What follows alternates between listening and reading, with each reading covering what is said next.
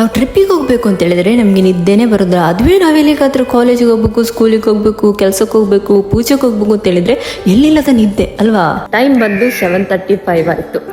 ನಾವೀಗ ಕೊಲ್ವಾ ಬೀಚ್ಗೆ ರೀಚ್ ಆದ. ನನ್ನ ಜೊತೆ ಬಂದ ಫ್ರೆಂಡ್ಸ್ ಮತ್ತು ಬ್ರದರ್ ಇದು ಇಂಟ್ರೊಡ್ಯೂಸ್ ಮಾಡಿ ಕೊಡ್ತೇನೆ. ಅನೀಶ್, ಅನಿಲ್, ಜೈಸನ್, ಜಾಯ್ಸನ್. ಕೊಲ್ವಾ ಬೀಚಲ್ಲಿ ಬಂದು ವಾಶ್ರೂಮ್ ಇತ್ತು. ಅಲ್ಲಿ ವಾಶ್ರೂಮ್ ಅಯ್ಯೋ ಹೋಗ್ಲಿಕ್ಕೆ ಆಗೋದಿಲ್ಲ, ಅಷ್ಟು ಸ್ಮೆಲ್ ಇತ್ತು.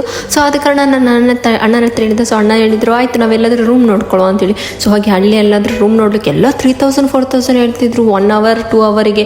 ಅಯ್ಯೋ ಅದಕ್ಕೆ ಆಗೋದಿಲ್ಲ ಅಂತೇಳಿ ಮತ್ತೆ ನಾವು ಸ್ವಲ್ಪ ಮುಂದೆ ಹೋಗೋಲ್ಲ ಒಬ್ರು ಅಂಕಲ್ ಹೇಳಿದ್ರು ಪರವಾಗಿಲ್ಲ ಇಲ್ಲಿ 1 hourಗೆ ಎಲ್ಲ ತಗೋಬಹುದು ನೀವು ಅಂತೇಳಿ. ಹಾಗೆ ನಾವು ಅಲ್ಲಿ ಹೋಗಿ ಡ್ರೆಸ್ ಎಲ್ಲ ಚೇಂಜ್ ಮಾಡಿ ಮತ್ತೆ ನಾವು ವಾಶ್ರೂಮ್ಗೆ ಹೋಗಿ ಬ್ರಷ್ ಎಲ್ಲ ಮಾಡಿ ನಂತರ ನೀರು ಅಲ್ಲಿಂದ ಸ್ವಲ್ಪ ಅವರು ನಮ್ಮ ಬಾಯ್ಸ್ ಸ್ವಲ್ಪ ರೆಸ್ಟ್ ಎಲ್ಲ ಮಾಡಿದರು.